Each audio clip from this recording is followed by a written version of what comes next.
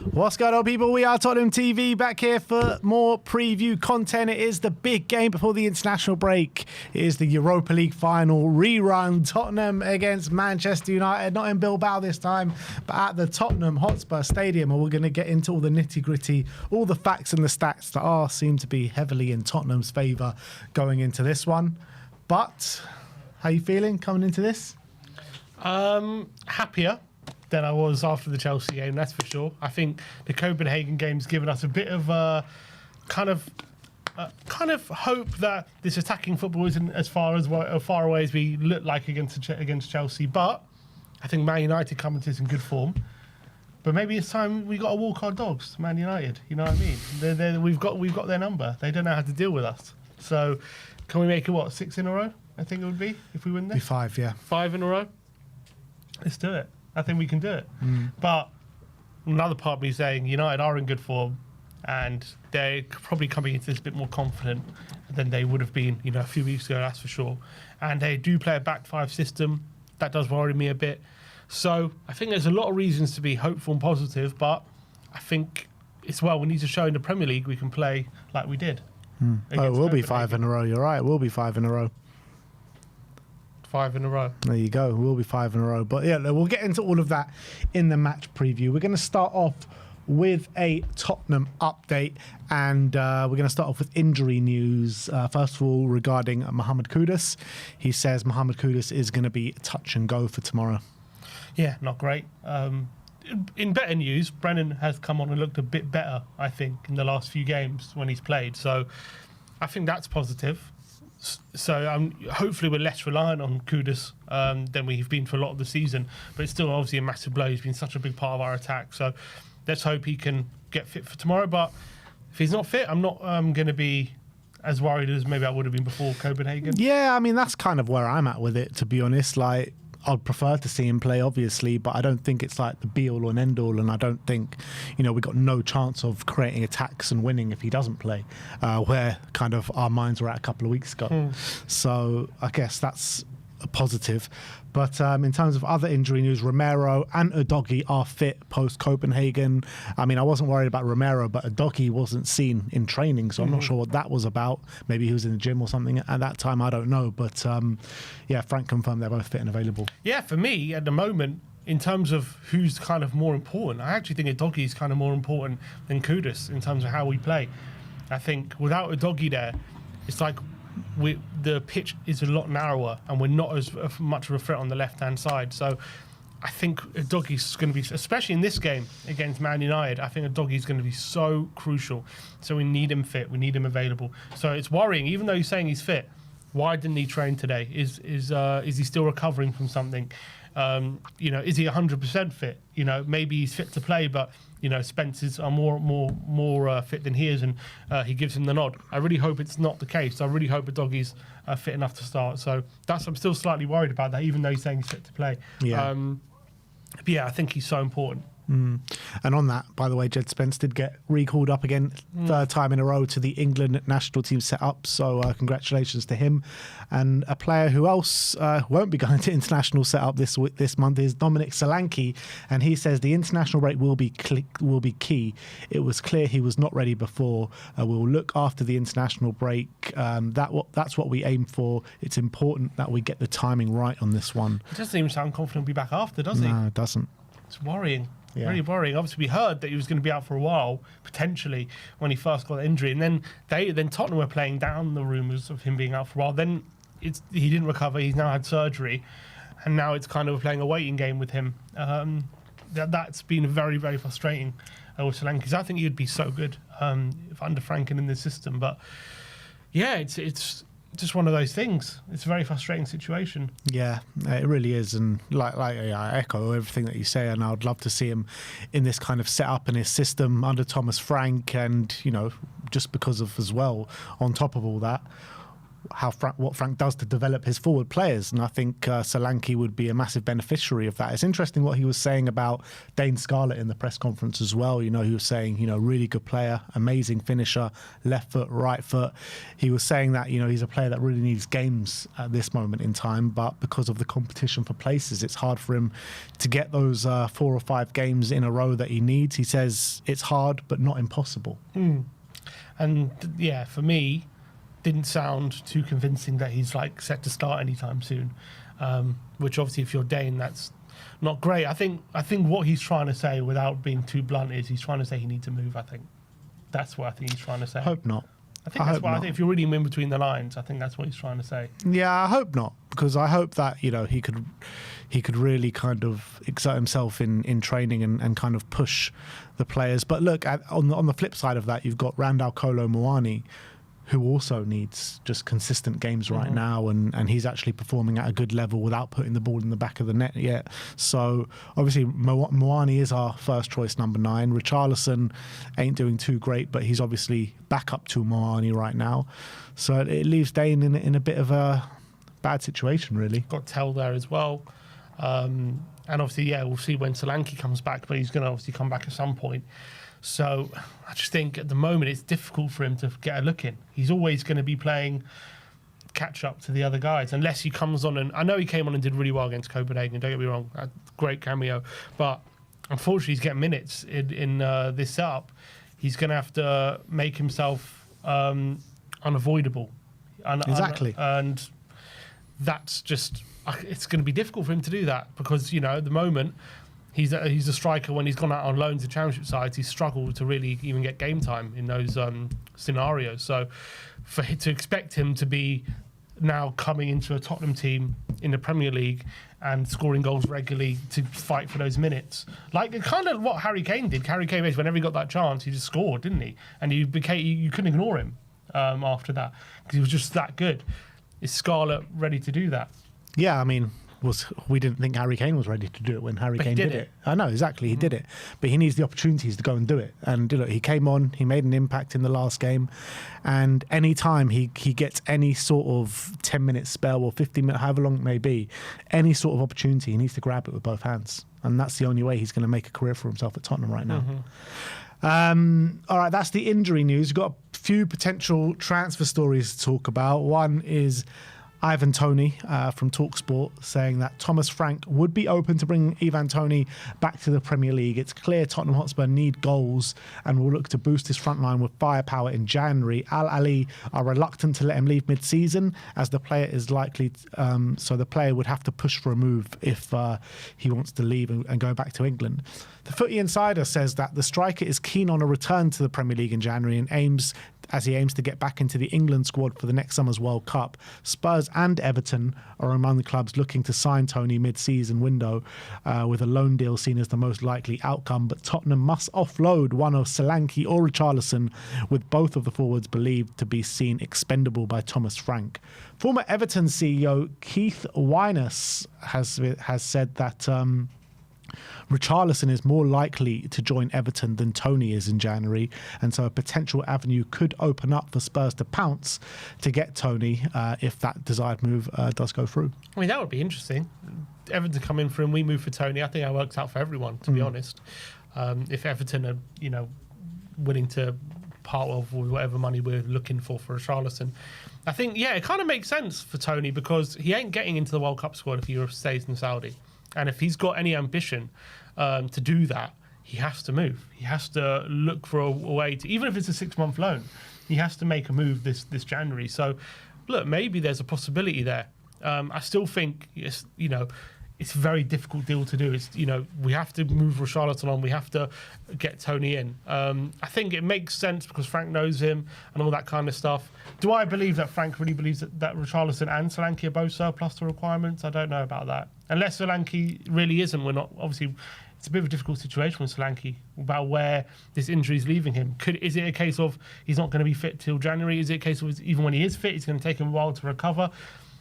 It's difficult to know where we stand with Solanke at the moment because this whole thing is a bit weird in terms of we were told it wasn't a big thing and now it's this whole big thing. So in those situations, We've had it before. We had it with like Skip. We had it with Lamella a few times.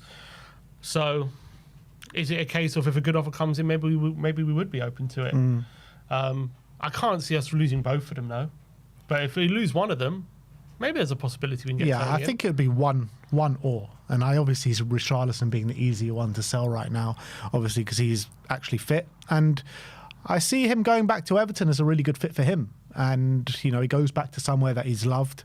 And look, I know a lot of the Spurs fans, I know there's a lot of discourse about him online, but actually when he's doing well in the stadium, the fans sing his song stronger than anyone else. So I think the fans like his mentality. You always know he's going to work hard on that pitch, Richarlison. So I think the fans do appreciate that. But like I said yesterday, I just feel like Richarlison's time at Tottenham is probably coming to an end, a natural end. Do you think we sign Tony just on a 6-month loan though, or would it have to be with a view to a permanent?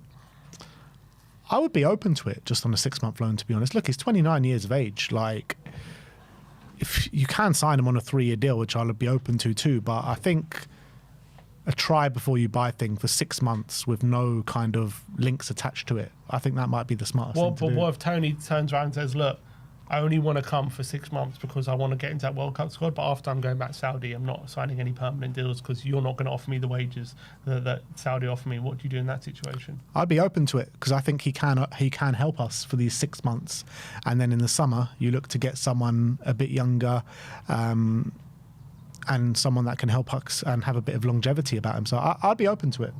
Yeah, I think I would be as well. And that if Richarlison, if there's an offer on the table for Richarlison, we can get him on loan for 6 months. Yeah, I think that kind of works out for everyone. Yeah, and he knows as well, Tony, this is probably going to be the last chance he gets at a World Cup.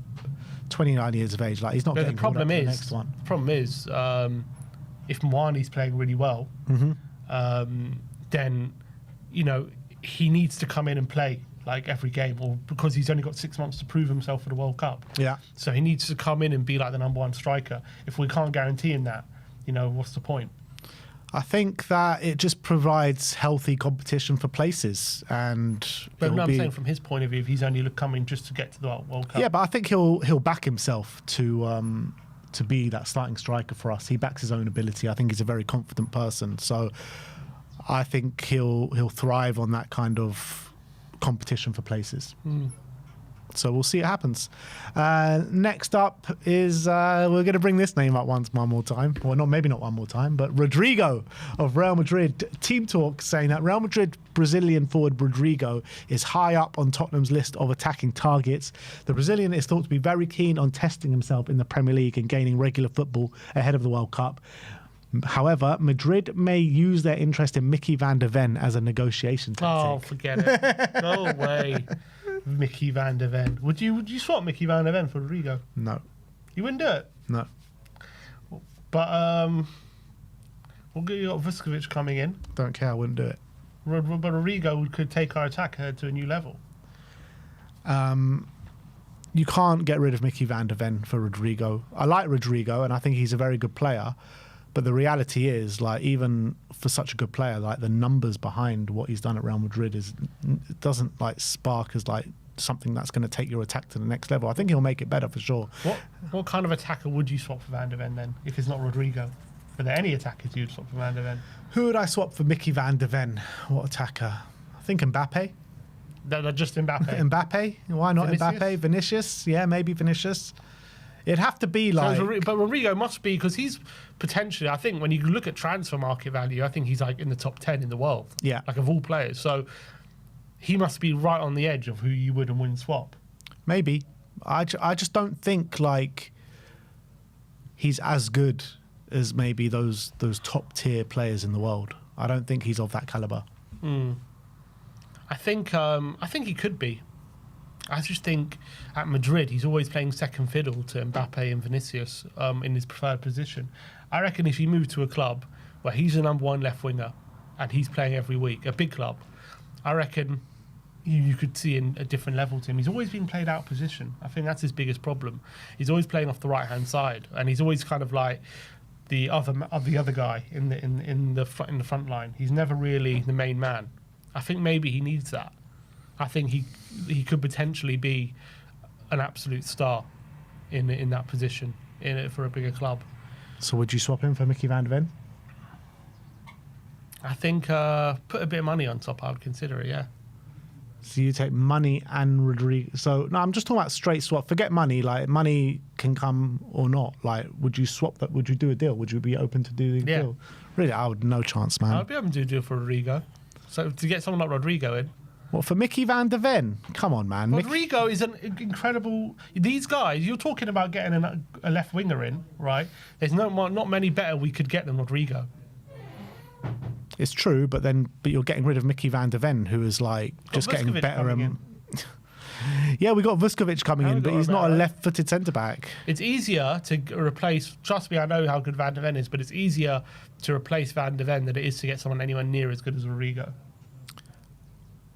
What defender in world football has the attributes that Van de Ven has? He's a unicorn, not many. No one has the pace that Van de Ven does, right? I understand that, but I think you can replicate. Forget his pace. He doesn't even use his pace as much. I know he scored that goal, but you don't need a centre back to be as fast as Van de Ven. It's just it's a brilliant thing to have, but if you can replace Van de Ven, not replace him, but you can get another centre back who's effective in Frank's system. You can't. It's hard to get another Rodrigo. It's hard to get another guy who's as good as that. I'd rather keep Mickey van de Ven and go for someone like a Rafael Leao or, and there's plenty of good left wingers that you can get. And look, Rodrigo is brilliant, and I think he's a fantastic player, and we'd be lucky to have him. And look, I don't think it's even realistic that we can get him. But if it was realistic that we can get him, obviously. But I think is he not the best left winger on the market right now? I don't know. I need to look at who else is on the market. Is Rafael Leao on the market? I don't know. Maybe in terms of someone who's someone who is not impossible to get, like in terms of starting for a top team as a left winger. Let's say it's possible to get any other player if we pay out the money. Is there any defenders better than Mickey van de Ven on the market? Yeah, maybe not, but I think attackers are harder to get than defenders. But I don't know, maybe. But still, I'd still prefer to keep Mickey van de Ven because I think there are other attackers that you can get. And I'm not even certain that Rodrigo comes in and takes to the Premier League and he's an unbelievable player for us. I think he'll be good, but I don't know if he'll be as good as maybe what you're saying he'll be. But also, if Van de Ven, you still have the question mark about his hamstring. Yeah, you do. So you have to take that into consideration as well. Yeah. But still, we know Mickey van de Ven has taken to the Premier League. He's getting better and better all the time. And I think Frank or his development has just gone up levels this season as well. So I just don't want to give that up. I think the relationship he has with Coutinho Romero at centre-back, I think Mickey is just too important for us to let go. Fair enough. I agree he's very important, but I just think for someone as good as Rodrigo, I think I would do it. There's just some players, I think... it's kind of on the edge, but I think I'll probably do it. No, I wouldn't. That's just where we're at. Let us know in the comment section below. It's an interesting debate. Would you be interested in a swap for Mickey van de Ven for Rodrigo? I wouldn't. Sim would. Who are you siding with? Let us know in the comment section below. And last but not least, we're going to talk about Ademola Lookman. Team Talk says that Lookman is the subject of interest from Tottenham Hotspur. Tottenham are keen on reinforcing their offensive unit by signing a versatile attacker in the winter transfer window. Paratici is driving Tottenham's move for the London-born attacker, and this winter a move may be on the cards as he's got some recent controversy as he had a public bust-up with his manager Ivan Juric after the Atalanta manager subbed him against Marseille, and they had a bit of a clash. So I didn't see it. No, I saw it. Yeah, it was. He got subbed off, and he said something to the manager. The manager turned around and grabbed his arm, and then they got into a big scuffle. It was funny, they had gone into a whole scuffle, and Atlanta scored in the meantime while they're scuffling on the touchline, and they didn't even realise Atlanta had scored. Yeah, for me, obviously, has he only got 6 months left on his deal? Could be. I'll check. So wasn't he got a year left in the summer? Didn't he only have a year? You might be right. I think I would only really get... 2027. Okay, so he's got 18 months. I would only do this on a 6-month loan with an option to buy. I wouldn't go permanently because I think he's good. He is 28. Is he I think you only sign someone of that age if you think they're going to be like your left winger for the next 2-3 years, like for sure starting. I'm not certain about that with Lookman. I think he's good. I think he probably starts for us right now. I agree with that. But I think I'd rather try. I wouldn't sign him up to a 3-year deal, paying however much, because then you might, if he's not good enough in 6 months, you might be stuck with him. I'd only do it on a 6-month loan, see how he does, and then in the summer, if he's had a great loan, and we're convinced this guy can be our left winger for the next 2 years, okay, sign him up. But I think I wouldn't sign him permanently in January. The thing is with Lookman, like he has scored a hell of a lot of goals at Atalanta, hasn't he? Hat trick in the Europa League final for them as well. It was against Leverkusen, and he looks like he's come on leaps and bounds since leaving England. But there is something that tells me that why does he keep falling out with his managers? Like Gasperini, I know Gasperini like publicly called him out in the press for missing a penalty. Which he said he's a terrible penalty taker. Yeah, which I thought was crazy, and I think like them two falling out over that, I thought, all right, fine, fair enough. I thought Gasperini was a bit in the wrong there, but you can't have a bust up with your manager on the sidelines for getting subbed off. Like that just stinks of an attitude problem to me. Yeah, possibly. I don't really know what the deal is with why that keeps happening. And I guess that's definitely something to look into and consider. I think when it comes to his goal score record, you also have to take into account Atalanta, especially before this season, under Gasperini, they played a very, very kind of offensive way of playing. And all their attackers seem to really do well there. And it's a weird one. They do well there and they move on, and they don't do well in other places. So I think that is definitely something to think about when you look at his like goal scoring record. But for me, I'd be open to a 6-month loan in January. Yeah. So who's kind of moved on and hasn't done too well? There's like, it's not necessarily even moved on and done well, but like haven't done well beforehand. They go to Atalanta and they like become a lot better. Like there was like Zapata, there was Scamacca, there was him, there was Retegui, who wasn't even that good before Atalanta. There's quite a few players who have who do really well there, and then other places they don't do so well. Fair enough. Yeah, I'm not fully sold on Lookman. Like I was kind of at the back end of the summer window because I think we were desperate for someone. Oh, De Ketelaere, another one. De Ketelaere, yeah. Well there. So I was like desperate for someone at the back end of of the window. Well, Højlund's doing really well at Napoli right now. Yeah, but true, but he didn't translate it to the Premier League. Yeah, but he came very young as well. And Højlund as well. It's not like he's scored loads of goals for Atalanta, did he? I think he scored like 7 or something. I think he got 12, didn't he? Anyway, like I said, I think I was desperate for someone on the left wing come the end of the January summer transfer window. But now I do think we need someone better than Lookman, and I'm not convinced he comes in and solves all of our problems. No, I agree. That's why I'd only do a 6-month loan. Yeah. Look, the reality is I doubt we're going to sign. I'll be surprised, put it this way, if we sign a winger that we all want in January for big money. Like I just don't see it happening. I'll be surprised. I'd love it. I'd love if we splash 80 million on Semenyo in a January transfer window. I just think that's unlikely. In January, you've got to look for opportunities. And if he's available for a 6-month loan, that's the kind of opportunity I'll be open to on a loan. I find unlikely we're all going to be sitting here in January and Spurs have spent big money on a left winger we're all happy with. Are these stats right? Because I'm looking at Højlund's stats. Did he score 10 goals last season? What, in the Prem? Yeah. That's what it says here. Did he? It says he actually got more goals last season at Man United than he got at Atalanta the year before. Which is crazy, because I thought he just completely flopped last season. Did he get 10 Premier League goals? 4 goals. Huh? So it's 24, 25. 10. That's the season before. That was his first season. Yeah, but did he get 10 Premier League goals Must have. in his first season? Yeah, because he went on that run, didn't he? In January time, he was like scoring loads of goals. So he got more than in his first season at Man United than his season at Atalanta. I think that's crazy. Everyone considers him like a complete flop. Well, last season he did get 4. Yeah, fair. Anyway, that is your Tottenham update for today. Let me know in the comment section below your thoughts regarding all the news stories that we have broken to today. And let's move on, people, and let's talk about the game this weekend. And we're going to start off with our predicted lineup. Tottenham against Manchester United at the Tottenham Hotspur Stadium. Thomas Frank has been speaking in the press conference, and we're going to run through the team news with you now. Yeah, so he's saying, Kudus and Udogie were both not... Udogie's not injured. But I'm saying they both weren't in training, but Udogie is fit to play, I believe. Also, can you add Archie Gray to that? Because Archie Gray's also injured. But yeah, Bergval, is he? I don't see him. Bergval is got concussion, so he's missing this game, but he'll be back after the international break. Doggy, fit to play. Basuma, he's had surgery, he's going to be out for a while. Ben Davis, he's never mentions Davis. He never talks about it. Never. So what's going on there? That's weird. It's weird, no? He's in the leadership group. You would have thought he's asked about him. He had a hamstring injury last international break for Wales. It's now been a month since the last international break, and he never talks about him.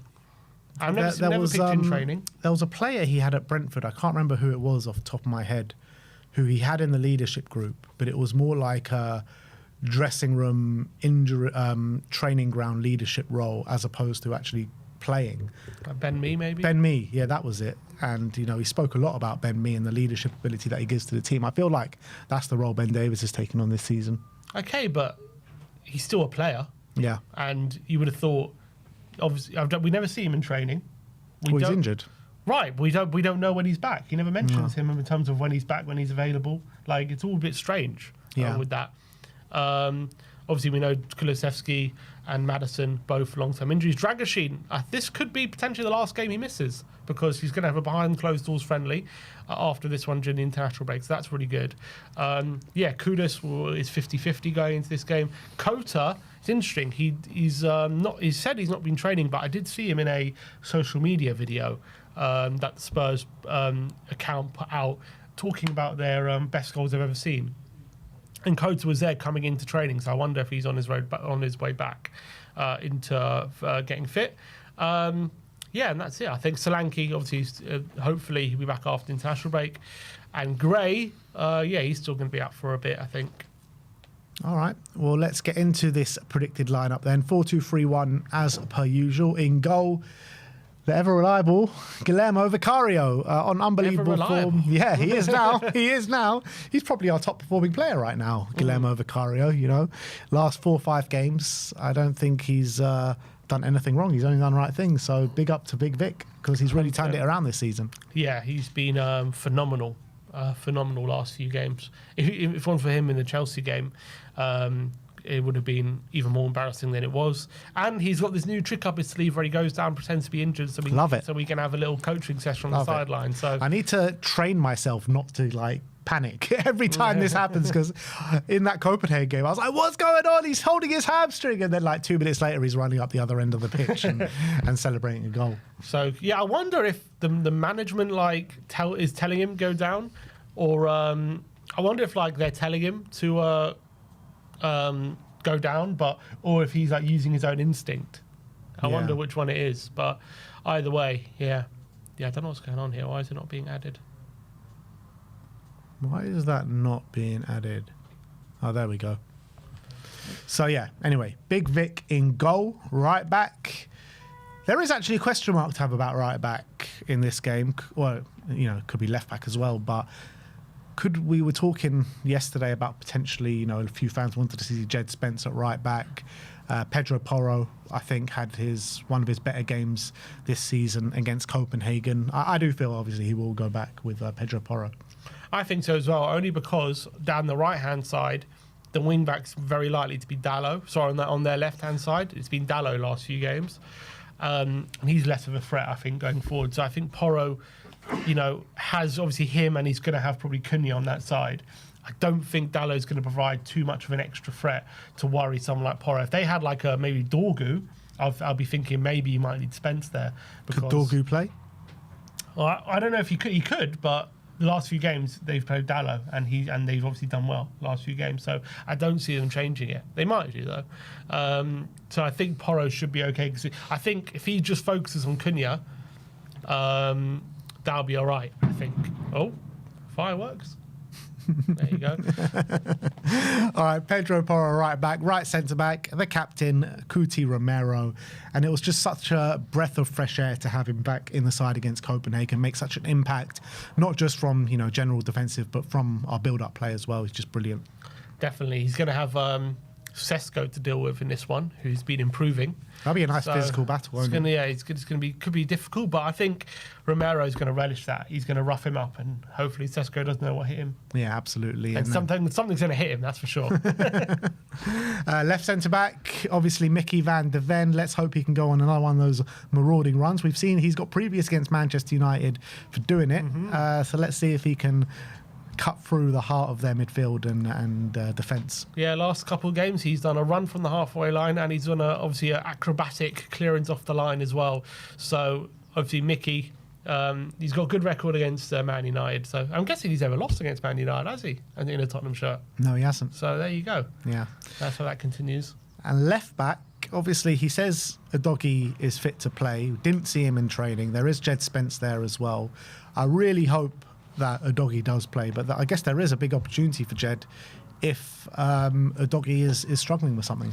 Yeah, I just think Udogie's so important for this game specifically. I think he's important in general for us, but I do have a feeling it might be Spence, to be honest, only because we didn't see Udogie in training. So although he said he's fit, that doesn't necessarily mean he's fit to start. Maybe because he did the same last week, didn't he? He said Romero and Udogie are fit for selection, and both of them are on the bench. Yeah, they're both returning from injury. So maybe he could be extra careful. But I really hope that if he's fit enough, he will play.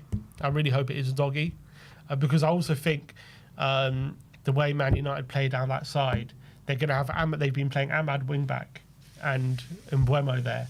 So obviously he's going to need to be defensively solid, but there's a potential that there could be a lot of space behind Ahmad there because he's a very forward-thinking player. So unless Mbeumo is tracking him all the way, I think we have to take advantage of that Ahmad Mbeumo duo there because they're very good going forward, but defensively, that could be a big avenue for us. Yeah, I think it will be Dest. I do think it will be Destiny. I think we should go for him. So let's go Destiny. And that is the back five, including the goalkeeper. We move on to the midfield. This is where the biggest selection headaches come. Obviously, Palhinha was on the bench. He went for Bentancur and Pape in Europe. Do we feel he's going to go the same, or is Palhinha going to come straight back in? So I'm very undecided. I think Bentancur definitely plays, to be honest. I just feel like after the game he had, I don't know if he takes him out. I think he had a very, very good game, and I think it's just whether he's partnered with Pape or Palhinha. I got a feeling it might be Palhinha again, but I'm worried about them two together. Yeah. Do you not think he's learnt a bit of a lesson in this midweek after, how we were playing? And what is the lesson? The lesson is that we haven't looked good and fluid with Bentancur and Palhinha in the middle. I agreed, but off the back of that lesson, what does he do? Go with one of Bentancur and Palhinha with Sarr. Yeah, which one?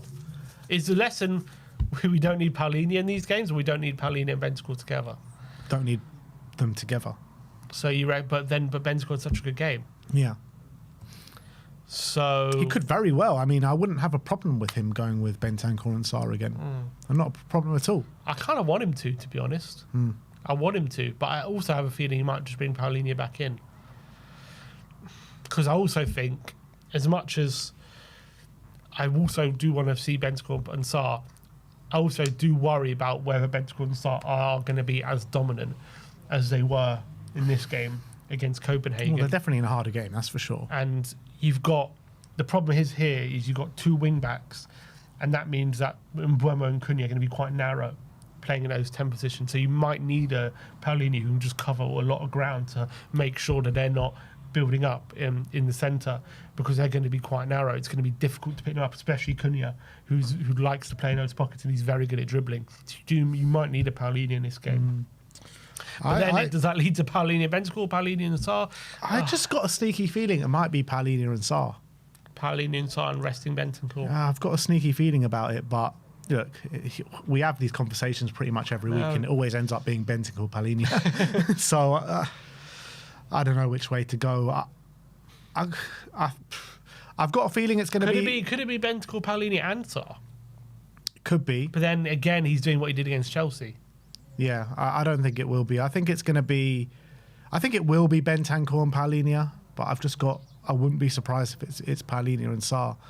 But then again, I wouldn't be surprised if it's Bentancur and Sarr either. So Let's just go Bentic or Palini. Yeah, we know it's probably just going to be that. It's going to be Bentic or Palini, isn't it? And then I think it'll be those two. And maybe the lesson from the Chelsea game was don't have them two and Sarr together. Yeah. And then it would probably put Javi back in the 10. Yeah, Javi goes in the 10 after a really positive performance from him midweek. We just need to see him build from that now, don't we? Mm-hmm.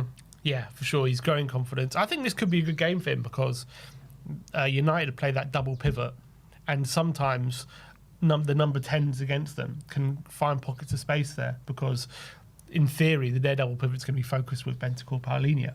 And so if they're taking up their kind of interest, then Javi can nip in there. But as long as one of their centre-backs doesn't step up. Now the forward line. I think what we know for sure is Randall Kolo Muani is going to start in the 9. Yeah, I think that's so. A dead cert.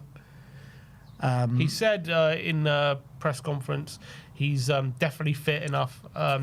He said maybe can't quite play 90 minutes at the intensity, but he's definitely fit enough to start again. Yeah. So Muani up top. Right hand side, obviously Kudus, he says, is touch and go. Yeah. Which makes me think Brennan's going to start on the right. I think so as well.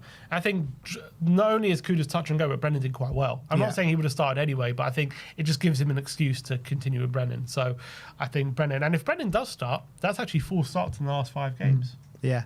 And 5 games ago, we were saying, when's Brendan ever going to get a game? All of a sudden, he's and in that press conference, he did say, don't worry, Brendan's going to get his minutes, going to get his starts, and he was true to his word. So Brennan Johnson, he was our hero in Bilbao. Can he be our hero again tomorrow? Absolutely. Why not?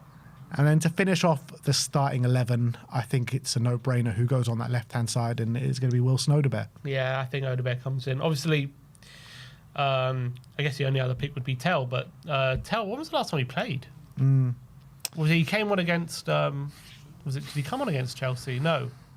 He came on against... When did he play last? What was the game before Chelsea? I'll tell you. Newcastle came on? You type in Matisse Tell. You just type in Tell into Flash Score. He doesn't even come up.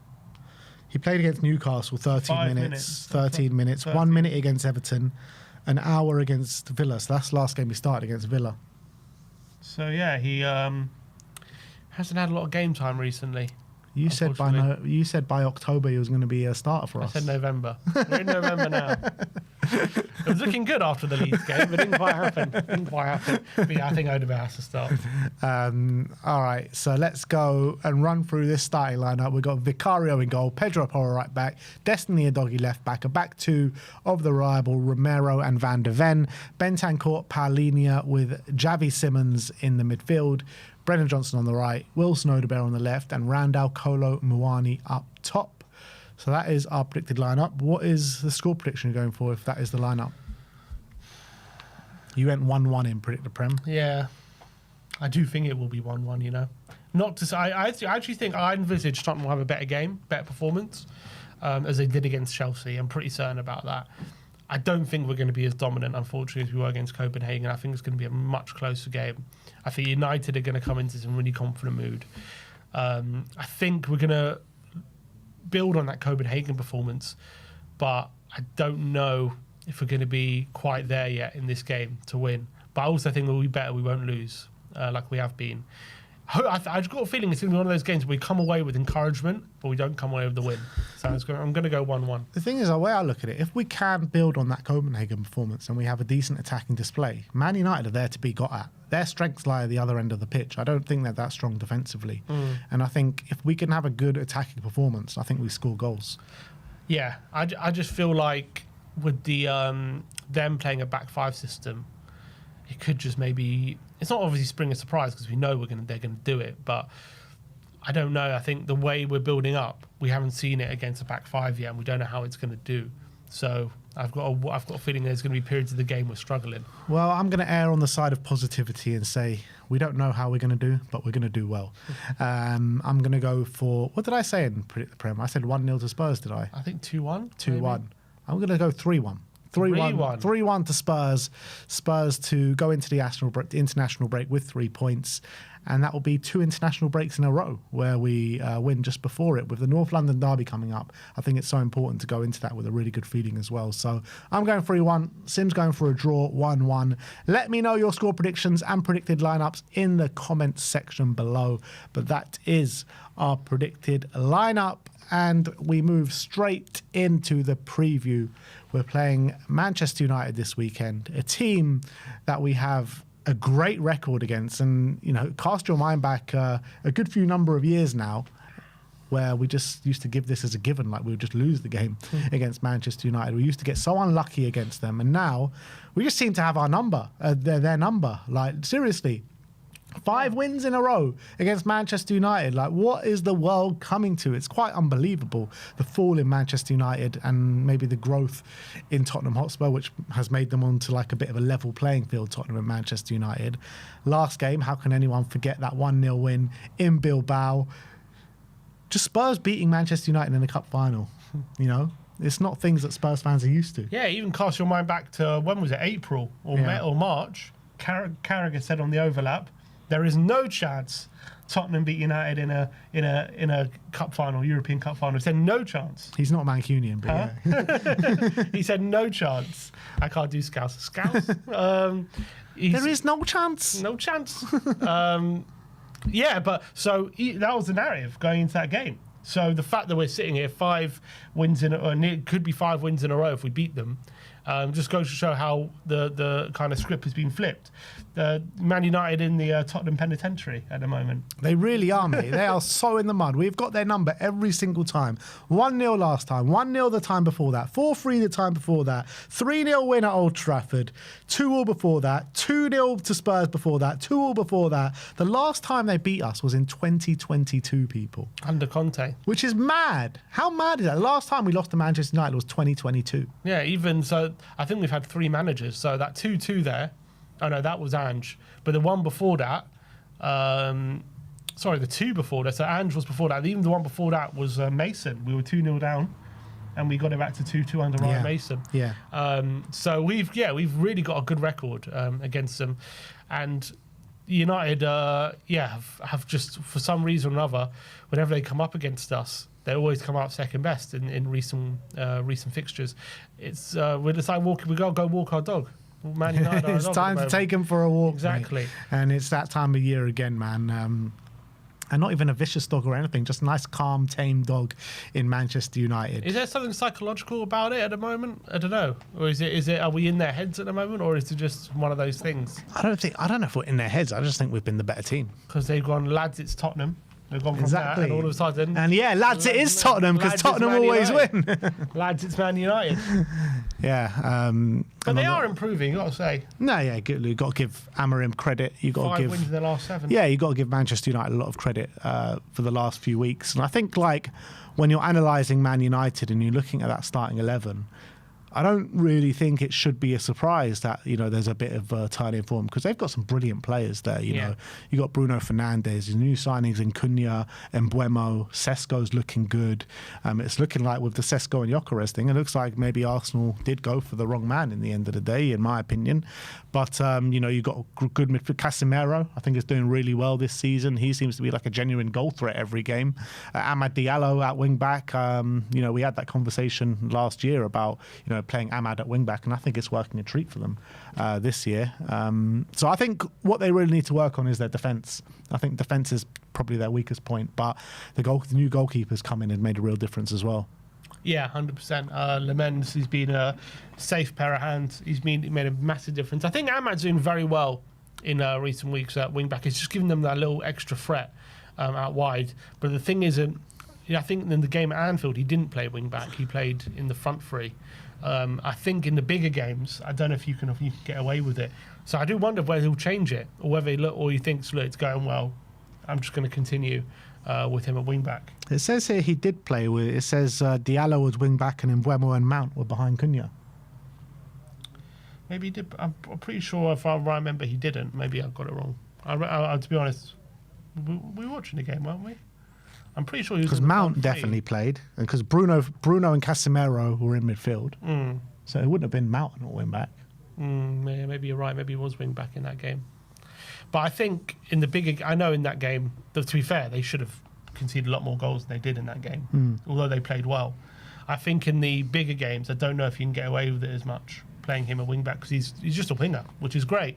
But he's just, when you ask him to do defensive work, he can be exploited, I think. And that's what we got to do. I think a doggy, if he does play, is going to be so crucial. I think he's going to be like our most important player in this game. Yeah. Because I think if he can exploit that space that he's been doing in recent weeks, there's going to be a ton of space potentially there if they play Ahmad and Mbeumo together. I think there's going to be a ton of space there. So I think if we stretch them, I think if we can exploit that ruthlessly, I think that could be an avenue where we can create a lot of chances down that left-hand side.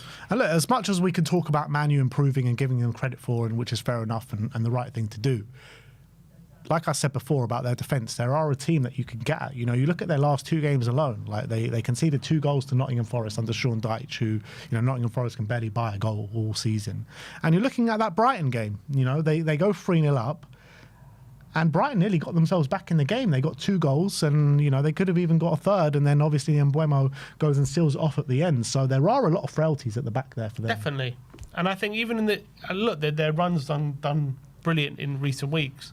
But even if you look at the game, Sunderland, fair enough, they won that game comfortably. But Liverpool, I thought, Liverpool away, they really shouldn't have won that game. I know they did, and fair play from 4 winning. Like, even winning against run of play or whatever. But you got to ride that luck, Sunderland. When you go to Anfield, you know what I mean? Fair play to them. They won the game, but, you know, when Liverpool equalised, they deserved it. And then I think Gakpo hit. I think their man of the match was the post that game, to be honest.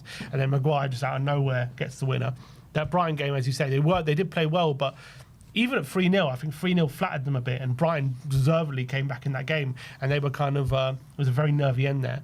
And then the Forest game, you know, they didn't win that. They obviously drew, and it was quite a close game. They conceded 2 goals in 5 minutes, so they're still not a well-oiled machine. They're getting better, but they're still not kind of definitely at the level that Amram needs them to be, where I can confidently say they're going to come here and win the game. They're not playing that well where you can say, oh, they'll easily win this. Like, they're not at the level yet. They're still not a consistent team.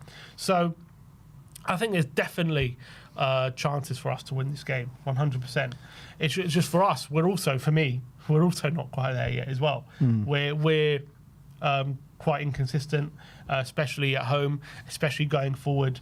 We haven't quite found the rhythm. There were signs of it against Copenhagen, but I can't say just the back of one game, oh, we're going to be free-flowing from now on. Yeah, but the difference is like, yeah, fine, we might not be free-flowing, but what Thomas Frank has kind of installed in this team, even if we're not free-flowing, we're kind of always in the game, potentially, and we've always got the potential to take something from the game. And that's, you know, valuable in its own right, you know what I mean? Yeah, not denying that, but it doesn't mean we're definitely going to win. No, of course.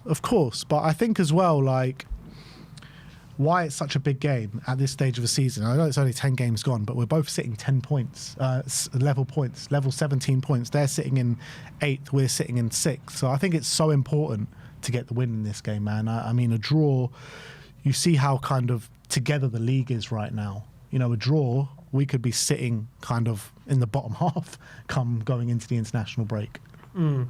I think a draw, you know, a draw probably puts us like ahead of Sunderland if they lose to Arsenal. I don't know who are Bournemouth playing this weekend. Villa away, they might not win that game. So I think a draw probably leaves us in a decent position going into the international break. I don't think it's like, I'm not saying I'll take it. If you offer me to draw now, I'm not taking it. I think we can win. But a draw is not like the worst result in the world. It is what, like, I would say, like, it's a bad result because Man United at home, you expect to beat them. But I just got a feeling we might not win this weekend because our home form, we still haven't got to grips with yet. And I know it's got to start somewhere, though. Yeah, hopefully it does start this weekend. I hope it starts clicking. I said, you know, I wasn't expecting us to click on Tuesday, and we did. So keep saying you don't expect things, and they keep happening. And I said I expected us to put up a good fight against Chelsea, and we didn't. So you never know what this Tottenham team's going to bring up, to be fair. Obviously, we did play well against Copenhagen. But again, if you're being super harsh on that, we played well, but the first 2 goals we scored were massive errors from the keeper. You know, are United going to do that? So I think Yeah, but also they were massive errors for the keeper, but we also created other chances in our own right where we really should have scored. Yeah, but we didn't. Yeah, I know we didn't, but we should have, and a better finishing on the day, which, Muani, the more minutes he gets, the more sharp he's going to get, and, sooner rather than later, he's going to be putting those in the back of the net. I agree, but I don't know if it's going to be this weekend. That's the thing. It's got to be. It's going to happen, man. We're gonna win this game. Well, I shouldn't say that really, because every time I get overconfident, we never win as well. So we're playing 12:30. So if we win, we go into second place. Yeah. Which is mad to think about. Second place going in, it's always great. 12:30. It's not going into international breaks. Second place going into 3 p.m. 12:30. 12:30s are either like the best fixture of the weekend or the worst fixture of the week. Because if you lose that fixture, you're just thinking, everyone's oh my above you, god, everyone. But if you win, you could just sit back, watch the rest of the football, knowing you've done your business, and just watch all the other results come in. If we do lose.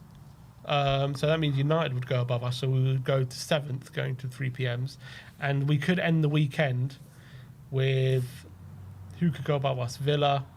Who are Brighton playing? Brighton. So only one of Brighton or Palace. And Chelsea. There's a lot of matchups this week in the Premier League which are very tight together. We can drop 4 places with a loss. So we can end the weekend in 10th if we lose. Right. Is it a worry for you at all that Manchester United could be coming into this with a bit of extra incentive because of the Europa League final, because of just the current record between Spurs and Man United? They just want to get that monkey off their back. Definitely. And they're coming into it in pretty good form. So definitely that worries me. Sometimes these things have a way of evening themselves out. When you go to these long records, I mean, how many times have we had... We've had so many records against us, didn't win for how many years at Old Trafford, remember, from 89 till 2012. Chelsea, we had a very long record against. Arsenal, we had a very long record against not winning. When do we ever have records going on that long? It only lasts probably this amount of time. So it's kind of like laws of probability with Tottenham when they're going to lose one of these games. Yeah, but I mean, these kind of records that we have against us, we might win one and then we go another 10, 15 years without winning. We've won once ever at the Emirates. We've won... At Stamford Bridge. We've won once or twice ever at Stamford Bridge in the whole Premier League era. Once? That's crazy. That was it, Dele Alli. That's crazy. You know what I mean? Maybe we won in the early years, I don't know, but... maybe. Yeah, maybe. I think Gary Lineker didn't he score when we last won at the Stamford Bridge? Wasn't it? Maybe you're right. So 1 win ever at Stamford Bridge in the whole Premier League era. Mad. There's just no words to say about that. It's just nuts. So we don't have yet that aura where we can just I don't think United are going to come into this game worried because of their record against us. I just don't think maybe not worried, but I think they come with a bit of a point to prove. Yeah, the opposite, in fact. Yeah, that's the thing. Especially after the Europa League final, we obviously got that Champions League spot, and I definitely think they want a bit of revenge for that. Definitely think they want a bit of revenge. But I think if we're on our game and if we can build on that performance like we had against Copenhagen, and if the players that we've got that we know that perform against, like the Mickey van der Vens and the Brennan Johnsons of this world, if they really step up for us like they usually do against Manchester United, even Bentancur usually has a really strong game against Man United, we should win. I think we're the better team. I genuinely believe that. Yeah, I think that front three does worry me. I actually think the midfield, that could be an area we could... I think the midfield, the area behind Amad Diallo, those are 2 elements. And set pieces as well, because they're not great from set pieces. So those things, I really think we can get big advantages from. I think those are things tactically, we could outnumber them in the middle, 100%. The problem is we can outnumber them, but if we're saying we're going to play Bentancur and Paulini, I do worry about whoever technically we're going to be able to pass around them with that. But I do think with Jabby dropping a bit deeper and whatever, we can outnumber them there. I think if we play with this 3-2-5 up against their 3-4-3, I really think, a doggy and Odebear could cause a lot of havoc, because unless Mbeumo's tracking back, it's going to be Amad up against those two with Yoro, De Ligt and Shaw in a back three. So Yoro's going to have to come out a lot, which could leave a lot of space for Mwani and Javi. So I think that left-hand side, I can see us getting a lot of joy there, 100%. I'm worried a bit I'm worried about Cunha in Buemo, that kind of inverted tens, and Sesko as well, because I think if with their wing backs flying forward, you're going to have Bentancur, Palhinha, and you got Bruno and Casemiro there, especially Bruno joining the attack. Palhinha and Bentancur might be a bit stretched to deal with those two as well, and then obviously Sesko is going to be occupying Van de Ven and Romero. So all of a sudden you got to worry who's picking up Cunha and Mbeumo. That's a worry for me. But I think like Cunha is an absolute pressing machine. Absolute pressing machine. He presses shit out of you, and you need good players that can play out of that press, and he'll be pressing Romero on that side. So I think Romero might be one of the best defenders for us for Cunha to come up against, because I think he will be able to play out that press that Cunha gives to him. And I think this is where we might miss a trick, but we might miss Mohamed Kudus a lot in this game, because I would want to see Romero kind of spread that ball out to Kudus, who can play out of that kind of trap of Dalot and Luke Shaw out on our right-hand side. And if Brennan Johnson's there ahead of Kudus, I'm not sure if Brennan Johnson's going to be able to kind of play out of that. And I think Kudus is going to be vitally important if we do have him. Yeah, I agree with that as well. Obviously, Brennan has quite a good record against United, doesn't he? 2-2. Yeah. And 2-3, sorry. And I think the way he goes in from the wing could work, but he hasn't been doing that for Tottenham under Frank. I know he did it at the beginning, but like we haven't seen him. He's looking more dangerous on the ball, which is a positive. Yeah, which is good, but he's staying wider. He's not really. Yeah. We're not seeing him yet. We need to be getting those crosses into the back post and trying to. I think what we need is a doggy getting in behind and getting Brendan there at that back post. That's what we need. That I think is the way to exploit this United team, is getting a doggy in behind Ahmad, getting him to cut it back and getting Brendan ghosting in behind the back three and getting a tap in. I think that's going to be a big element. I am worried though how we're going to contain them, because I think defensively we haven't been good, but tactically, like if we're going man for man, who's going where? So is Brennan going to Dalot, Porro going to Cunha, with Romero going to Sesko, Van de Ven going to Mbeumo, and a doggy going to Ahmad? I think you have to have Romero on Cunha, in my opinion. If Romero's on Cunha, that means Porro's going over to Dalot, and maybe Johnson's going over to Shaw on the left centre back. Yeah. If but we usually like to do 4-4-2, so I'm trying to work that out. 4-4-2 up against their 3-4-3. So if Romero's on Cunha, then Van de Ven, it would be Van de Ven on Sesko, and you know Sesko's got aerial ability, and that's why you probably want Van de Ven on him as well. The problem with that is that means Van de Ven on Sesko, a doggy's going to Mbeumo. Yeah. That means you're relying on Odegaard tracking Ahmad. That could be a problem. Yeah, that could be a problem. But I don't think it's beyond his capabilities. No, but I just think Ahmad would like that. I think he's probably... Yeah, but I think that's probably like the lesser of two evils, because I really think like with the strengths that both Cunha and Sesko have, that's where you want kind of Romero and Van de Ven. Yeah. So I'm trying to think that through. That means Bentancur and Palhinha patrolling the middle of Bruno and Casemiro. Javi going into, and Javi and Moani locking onto the other two centre backs. I'm just worried about that left end. I'm worried. It's gone from a strength, maybe that left hand side, to maybe a worry on the flip side. Well, it's kind of a strength and a weakness all in the same time, where it's a strength kind of when we're attacking, but then when we're defending, it could be a bit of a weakness. It's going to be a very interesting tactical battle. Yeah. I think we're going to come out on top, people. I think we're going to come out on top. Like Sim said before, we're taking our little dog for a walk, that little Manchester United team that we beat in a cup final. Like, let's just lock into Bilbao.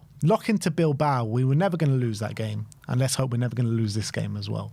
The other thing as well, to take into consideration, they didn't play midweek and we did. Obviously, they're playing one game a week at the moment, albeit it was Tuesday, so it was quite a few days. There should be more than enough time to recover and go again. Say that, Kudus hasn't recovered, has he? Yeah, but I'm just saying as a team in general. Yeah, that shouldn't be a worry. If it was Wednesday, it'd be a bit more of a worry. I think because it's Tuesday, you get an extra recovery day, but it is early kickoff. Hopefully, I wonder if United are going to come with some sort of certain plan. I wonder if Frank, knowing that United, see, this is the thing with Frank. How do you approach this game? Because he's obviously known, right, as being a guy who tinkers to the opposition. He comes up with the weaknesses and stuff. Now, we've been in the last few games been doing this thing 3-2-5. Like, we're trying to create some familiarity with the front line and stuff. So does he look at this game and go, okay, United go 3-4-3, we're going to change things up to, to adjust to them? Or does he try and continue to build that familiarity? Because I felt like against Chelsea, he kind of changed it. Maybe because it was Chelsea. He changed it up. He's like, all right, we're going to adjust to them. And it completely failed. Then he went back against Copenhagen to what he was doing before. So what does he do in this game? Does he adjust again, or does he like, no, you know what? We're just going to keep trying to build that familiarity. I think the crux of it will be the same, but I think there are always going to be some sort of small tactical differences that you'll see on the day. Like, even if like the build-up shape and pattern and numbers are the same, I still think there's going to be, some small tactical differences where maybe against Copenhagen, certain players will go to certain men. I think it might be a bit different in kind of that aspect, maybe in the defensive shape. But I think the majority of it might be fairly similar. Do you envisage a similar reaction to the Chelsea game if we do lose? Depends on the manner. It all depends on the manner. If we lose this game, but you can see a team with a clear identity in the way they want to attack, and we're creating chances, and we don't have a 0.05 XG, and we're actually looking like a team that wants it and that are capable of winning, then I don't think the fans are going to have, like, obviously going to be pissed off if we lose regardless, but I don't think there will be this kind of overreaction of massive boos in the stadium. If it is very similar to that Chelsea team and we just look clueless and we look toothless, then yeah, there'll be a similar reaction. But I'm praying and I'm hoping and I'm not sure, but I'm kind of more positive that we're going to see a much better attacking display this game on the back of that Copenhagen game, that it won't be like that. Yeah, I think so. For me, as I've always said, I look at performances at this point in a managerial tenure. It's more about performances than results, because I truly believe if the performances are getting better and you're seeing more from the team, the results will genuinely come if the team is playing well.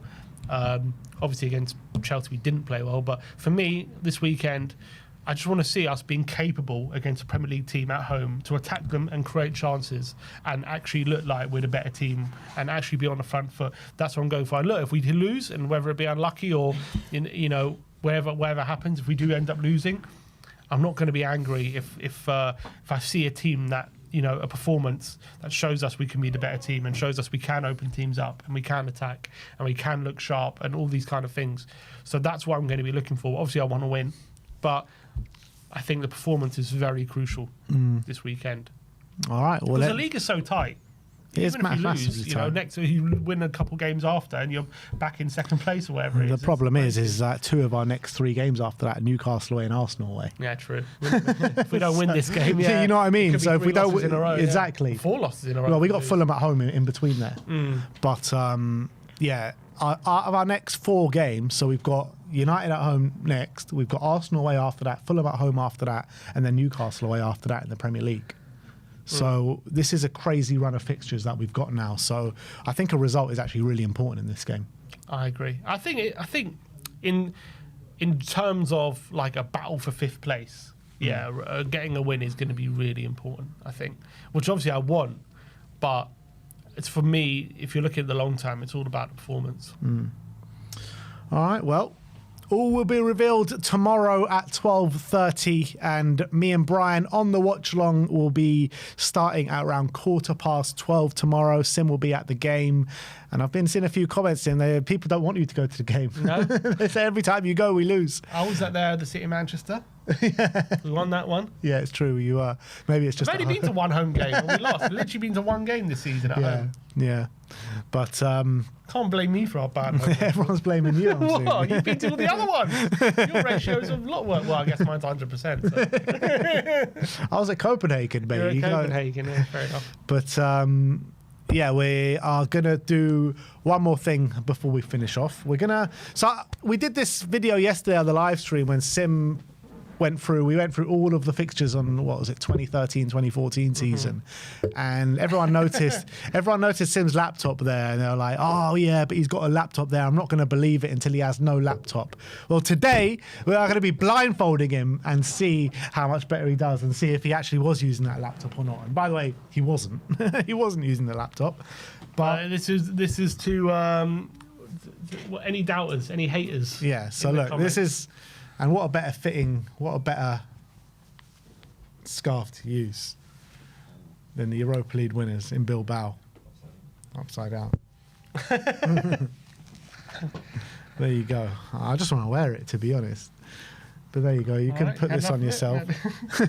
What season shall we do this time? I think yesterday we did 13-14. Put in the comment section any season after, what was it, 01-02 or 02-03? 02-03. Any season after 02-03. I'll pick a season. Let's do it. And we're going to go through it and see how many Sim can get right. So yesterday, he wasn't 100%, but very close to. 22-23. Nah, that's too easy, man. Come on. We've got to go a bit older than that.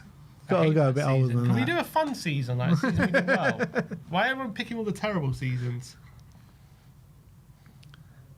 Should we just go to the first one? Should we just go 02-03? You want to do 02-03? What do you reckon? Yeah, sure. 02-03, there you go. All right, so... Shut that. What are you even looking at that laptop for? All right. Just seeing what the other ones are. So I have to put this on. Yeah. So I'm blindfolded and shutting my laptop. Yeah. Okay.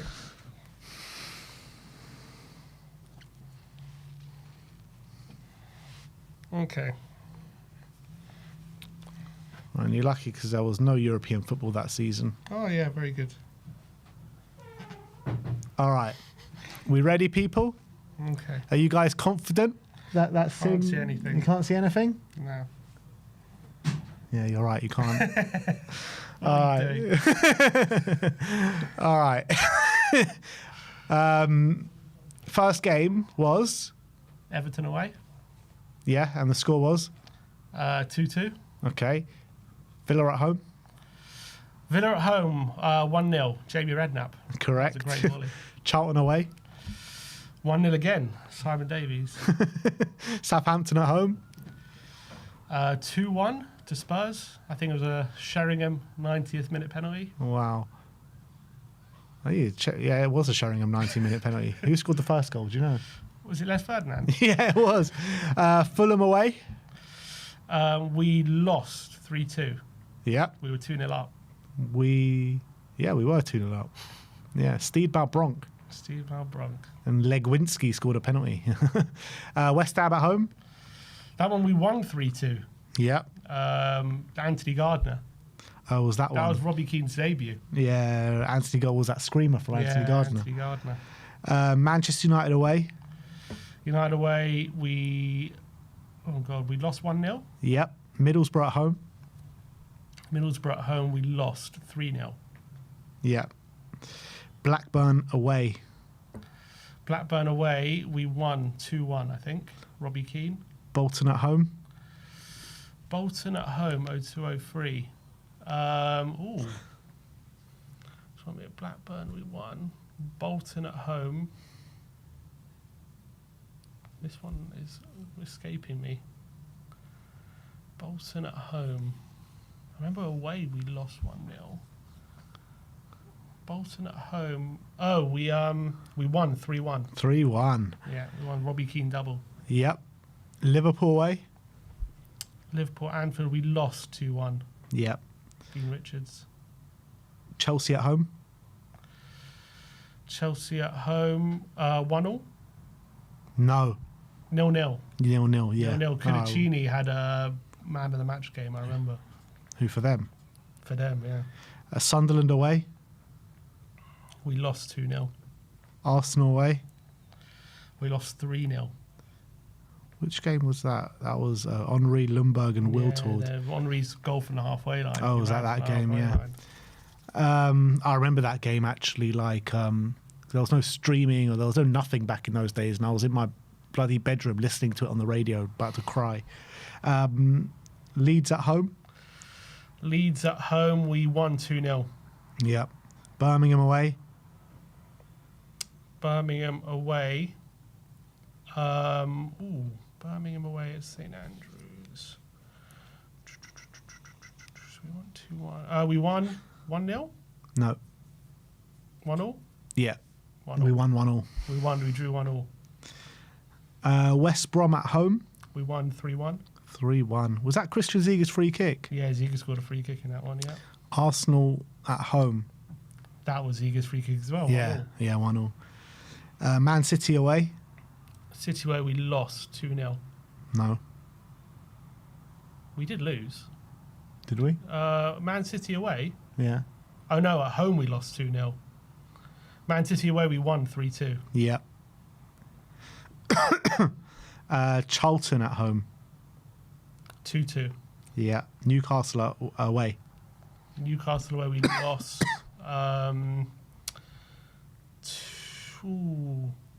We lost 2-1. Yep. Southampton away.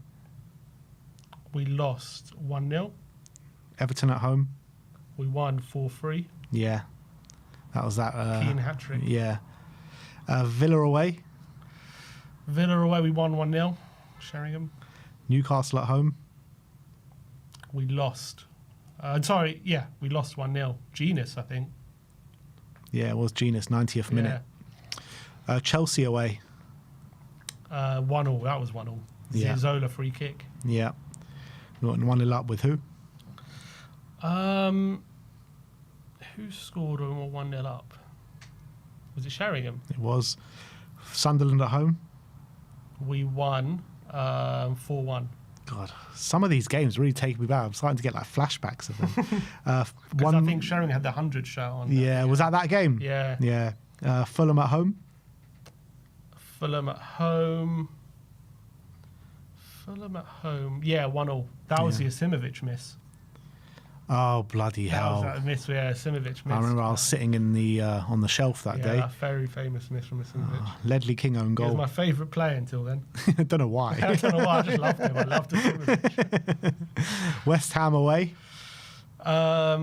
We lost 2-0. Liverpool at home.